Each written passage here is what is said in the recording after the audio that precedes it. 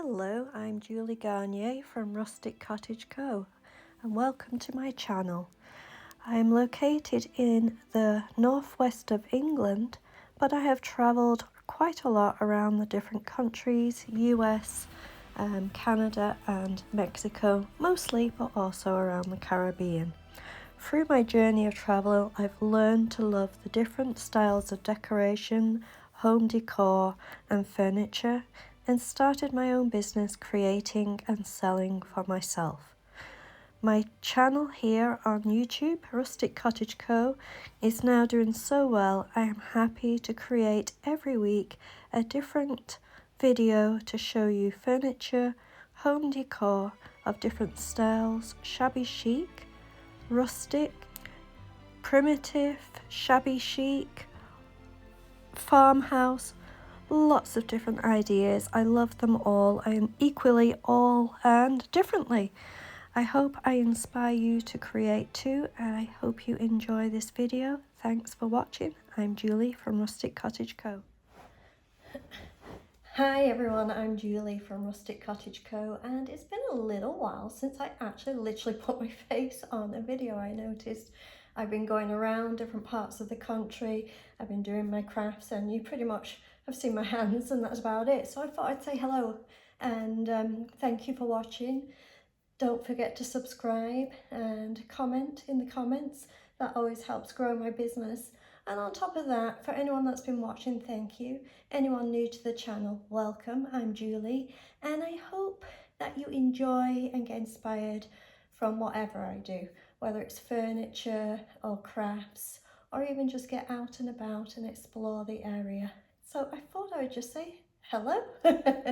As I said, it's been a little while since I said hello and actually put my face to the name of my business and be on the screen. There's been no reason that I haven't been, just that's the way it is. I've been trying to get the camera up closer to the crafts because they're smaller crafts so that you can see exactly what I'm doing. And also when I'm out and about, I'm filming the different beautiful scenery and areas that I've been visiting, and I'm finding if I put myself in the video with the background behind me and I talk to you, always some people come by, walk in front of me, or they're speaking, or car horns, or something goes on, and then I've got so much editing to do, it doesn't make sense. So I find when I'm doing the scenery that I just take the scenery, then do a voiceover of where I'm at, and if it's beautiful birds or whatever in the background, I'll keep it on. If there is not very good noise in the background, I will remove it and either just have voiceover or music in the background so that you can actually just sit, relax, enjoy the scenery as I did, even though you weren't there, you know? So that's kind of where I've been at recently. I hope, let me know in the comments if you're enjoying seeing the crafts continuously and also getting out and about. As I say, I've kind of brought it into just the ends of my videos of just some of the places I've been visiting. Some of you are from England and miss it, you know, or the UK and miss it, as I've been just to Wales, you know, so not just England.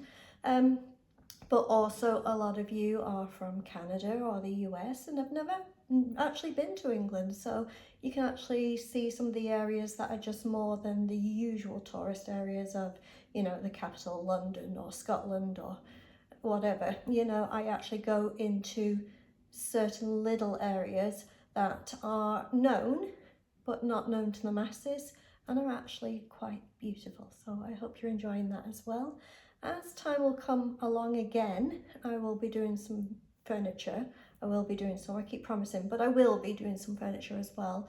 It's just, you know, recently as I've been transitioning from, you know, setting up my own place and everything else, that, you know, I'm just establishing getting stuff. You know, when you come here to a country with just one suitcase, then you're kind of having to really start again. And I'm not going on and on about that. I'm just saying that for the moment, doing the small crafts and getting out and about and enjoying the area has been actually just suited me just perfectly, and I hope you've enjoyed it too. Let me know in the comments, as I say, there's places you'd like me to see, what you're liking best, whether it's going to the places, scenery, or the crafts, or you're enjoying the combination of both. Anyway, thanks for watching. I hope you enjoyed this video. Again, some cute crafts coming up. I think looks adorable, some of my favourites. And also I went out and about again to see where I got to this week. So I've got this, it used to be a pasta sauce jar, and I've taken off the label, washed it out, and now I'm just going to paint the outside with white linen chalk paint.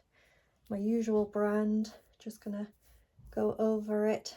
I've actually watered down this chalk paint, not for any particular reason, it's just that I don't have much left, and it's going a little bit hard actually towards the end of the what I have, so I watered it down just so that it would go around and work, and it will be enough for this particular project. So I'm going to go over everywhere.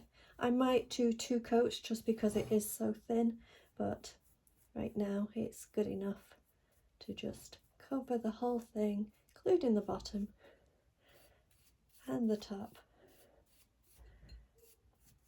Give it a good coat and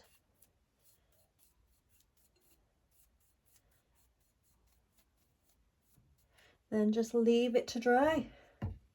As I say, because it's so thin, the paint right now, because I did water it down, I think I'll probably do a second coat, but just going to cover it and then we'll get on to the decoupage after that. So now the paint is dry. It's not perfect, it doesn't need to be. This is just an undercoat and it is good enough for what I'm going to be doing, as I'm going to be decoupaging this. And what I want to do is to turn this into a nice spring vase, however you want to pronounce it. I'm learning from England, Canada and different parts of the world where I have been, visited and lived, that it doesn't matter how you pronounce things, because obviously I, may say the wrong thing in the wrong place. Anyway, what I'm making is a vase, and that would be nice to have maybe some tulips, some spring flowers in, perfect for Easter, and would make a lovely Easter gift to take if you're going somewhere and you want to take some flowers and put it in as a gift for whoever is hosting. Also, if you are coming up to Canadian Mother's Day, this also would make a beautiful gift for Canadian Mother's Day. Unfortunately for English Mother's Day, that's already happened, so we're a bit late for that one. Anyway, I'm going to be using this napkin and I'm going to be decoupaging it on. It's already, I only have this amount left, and I'm going to be taking off the back layers, which basically, if I just a little bit lick my fingers, push onto the paper on either side, and then you can peel back the layers. Don't make it too wet, and just take your time. Sometimes they come off easy like that one did, but sometimes they don't. Don't worry about it. Now I believe there is one more layer on this, and sometimes the second layer takes a little longer, but I think I have it if I don't lose it. Now be delicate with this one, because now you're getting very thin with the paper. As I say, I just slightly licked my thumb and first finger and put it either side of the paper so that it pulls them gently apart. And there you go, you've taken off the 2 layers and you are back to just having the thin paper here that you can use for decoupage and put onto the actual vase itself. Now I'm going to be using glue, as still I have not bought any Mod Podge. Whether I do or not, I have no idea, but right now I don't have any, so I have, I'm going to be using just white glue, school glue, white glue, whatever you want to call it. It seems to do the same thing. It doesn't seem any different than the Mod Podge So you can water it down a little bit if you feel it's a little bit thicker than what you're used to with Mod Podge, but it pretty much is similar. And I'm just going to put that all over the outside sides of the jar itself. Remember, it was just, it's free. I mean, basically, it was what I got a pasta sauce in and cleaned it out after I had and enjoyed my pasta. So didn't even have to buy a jar. You can use mason jars. The regular size mason jars are perfect for this in size. So they are perfect. But if you don't happen to have them, and to be honest, they're not easy to get in England, the mason jars, then these pasta jars, the wider the better, are just as good, and as I say, free. So that's even better. Now, I'm going to do the method of the paper bag method. So I'm going to lie this down on top of the, if I can just get this out of the way, on top of my plastic bag method, I mean, not paper bag, plastic bag. And I want to put this more towards the top because I want these butterflies in. If I'm going to take some off, then I'll take off some of the bottom. So I want the top to be there, and then wrap it around. Just let it float in there gently. Wrap it around. Try and keep it that it's straight as you can, and then let it meet itself. On the back, obviously what you don't need, we will be trimming off later. And then with the plastic bag, you then put your hands underneath so you're not touching it anymore with your fingers, because or else you will peel it back off, rip it or anything else. And you just press down the napkin all the way onto your jar. Now, take your time with this. Be fairly delicate, but make sure you place it down. Now, this is a bit noisy, so I'll just stop for a moment. The reason I use a plastic bag is you've got two layers. So the layer that's on top of the actual jar, it is on it, and then the second layer you can move around a bit to squeeze out maybe some of the wrinkles that you feel, and you've just got more room to be able to maneuver and press everything down. Now, some of the questions, I've done this many times before, and you might say, oh, I've seen you do this before, but I am getting still many questions on this. The reason you use plastic, you can use cling film, you can use any kind of plastic, is that because it's plastic, it doesn't stick to the paper and the glue itself. Your fingers would stick to it. So anything kind of plastic, nothing paper can you use. But as I say, now we're kind of going out of being able to get plastic bags. I understand that. I only use them because I have a surplus in my kitchen. They need a second use, and I do use these to do the decoupage for now, then get rid of them, and obviously not buying any more. Now, once I've got through all my surplus amount, then you know, I'll have to go to something else like cling film or anything else that's got a plasticky kind of coating surface. And just push it all in, all the way around, and then peel back.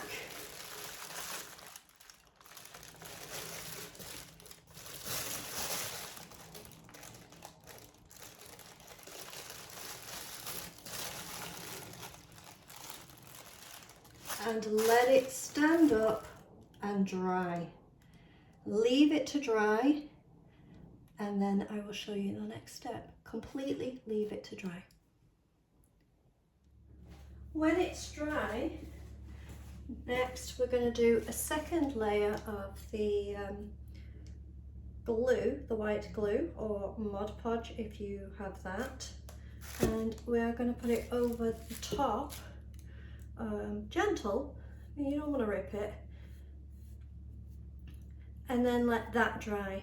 You don't want to go all the way underneath, just to the bottom, and we'll take the underneath off when everything is dry. So just go around the top. This protects the napkin and the paint, so it's kind of a top coat. If you want to do another top coat over that, wait a few days, and then you can always put a top coat of any kind over the whole thing. Spray may be better just for delicate. It's not needed. It may make it a little more protective from water, but it's definitely not needed.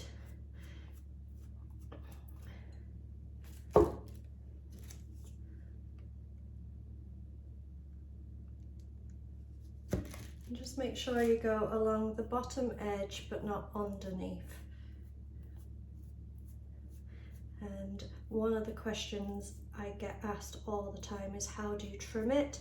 And when this is completely dry, I will show you how I trim it.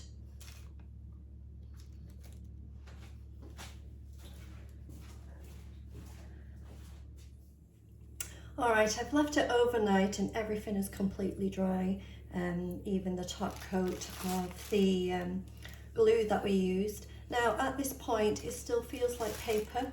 As I say, you can use Mod Podge and it's a little bit better, or you can put an actual clear coat on top of this now, as it is all finished, and that will then seal everything in. But for what I'm going to use it for, it's good enough as is. I'm not selling it. So what I'm going to do is trim the bottom, and this has been many questions I've been asked in the comments of previous videos, is how do you trim the bottom? So I use a small little brush, like a dollar store brush, and just a little bit, tiny little bit of water. Put my brush in the water and just go along where you want to rip. Now you can literally measure and do everything, cut if you wish the napkin before you do everything to have it perfect sizing in place if you're that personality. But I find a cut is so rigid that you see it, where if you rip, it is more rustic and just a little bit more lifelike, like real-like, you know what I mean? I don't know if I'm explaining that good enough. Anyway, what I'm doing is I'm just wetting down the area I want the rip to be, and then I'm just pulling away at the napkin and just letting it naturally rip until I'm liking the finished look. Now if you're finding that there's a little bit that's still there and you're liking it but it's not covered, so you can go back in and add glue for a top coat. But this is how I trim the bottom, is just using a little bit of water with a very cheap brush, and just go around and take off any parts you don't want, just to give it the bottom and even the top sometimes if you've got some on the top that you don't want, a finished look. And there you go. You can let that dry. It's just a little bit of water anyway. Let that dry, and the base, vase, however you want to call it, is finished. And now all I need to do is stage it up, put some flowers in.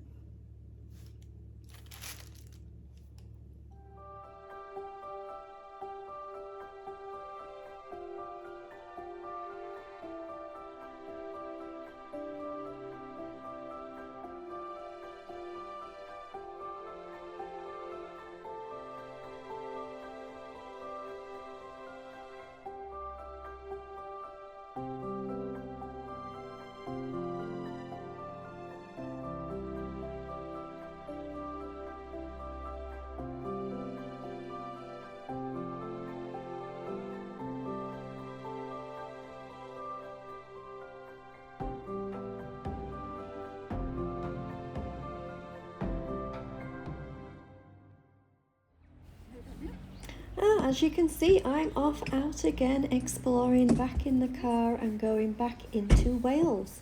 It's not far away, approximately an hour, and you're into the beginning of North Wales, but at this point we were 2 hours into Wales and going to Snowdon.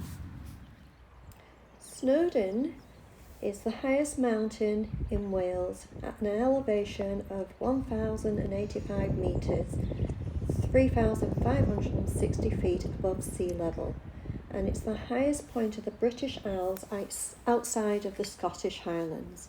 It's called Snowdonia National Park, and the mountain is called Snowdon. Now obviously there are Welsh names for it, and I'll let you look them up and pronounce them yourself. I won't go there this time.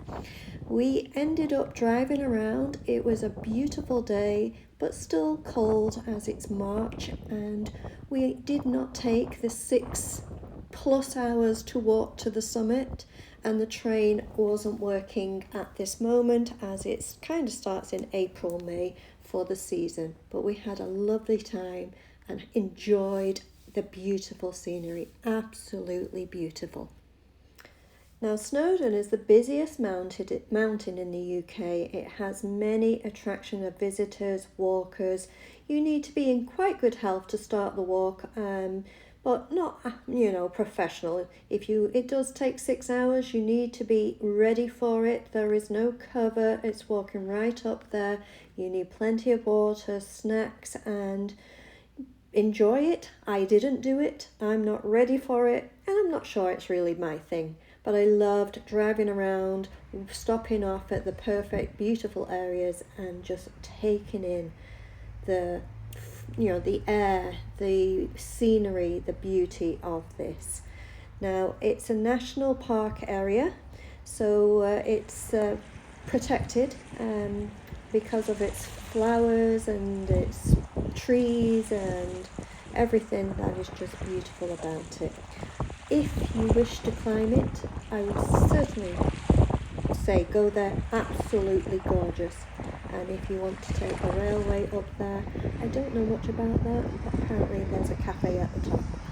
Now after we'd finished going through this absolutely beautiful area, we came back down towards the coast of Wales to areas we'd been before, but wanted to come back to London now and have some lunch. Thank you for watching. I'm Julie Garnier from Rustic Cottage Co. Don't forget to subscribe.